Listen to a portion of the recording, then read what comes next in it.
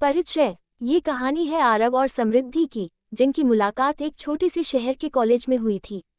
आरव एक होशियार और मेहनती छात्र था जो इंजीनियरिंग की पढ़ाई कर रहा था, जबकि समृद्धि एक कला की छात्रा थी जो पेंटिंग और स्केचिंग में माहिर थी। दोनों की मुलाकात कॉलेज के एक सांस्कृतिक कार्यक्रम में हुई, जहां आरव ने अपने गिटार पर एक खूबसूरत धुन बजाई और समृद्धि ने अपने स्केचबुक में उसकी तस्वीर उकेरी। प्रेम की शुरुआत। आरव और समृद्धि की दोस्ती जल्दी ही गहरी हो गई। वे घंटों एक दूसरे से बातें करते, अपने सपनों और आकांक्षाओं को साझा करते। समृद्धि के रंग और कूची और आरव की धुनों का संगम एक खूबसूरत प्रेम कहानी में बदल गया। वे अक्सर कॉलेज के पार्क में मिलते, जहां समृद्धि आरव की धुनों को सुनते हुए अपनी पेंटिंग्स बनाती थी। बिछड़ने का दर्द। कॉलेज की पढ़ाई खत्म होते ही आरव को एक बड़े शहर में नौकरी मिल गई और उसे वहां जाना पड़ा। समृद्धि को भी अपने कला के करियर को आगे बढ़ाने के लिए एक प्रसिद्ध आर्ट स्कूल में दाखिला मिल गया।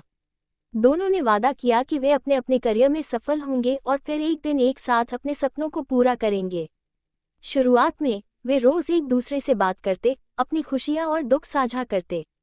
लेकिन समय के साथ काम का दबाव बढ़ता गया और उनकी बातें कम होने लगीं।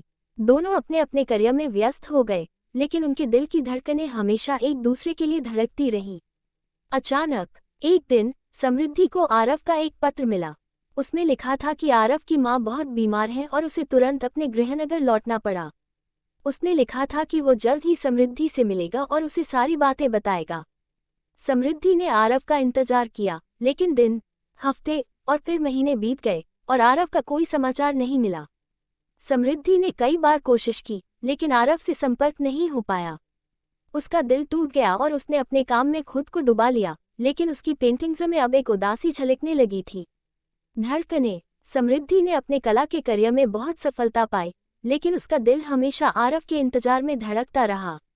उसने अपने हर कला के टुकड़े में आरव की यादों को संजोया।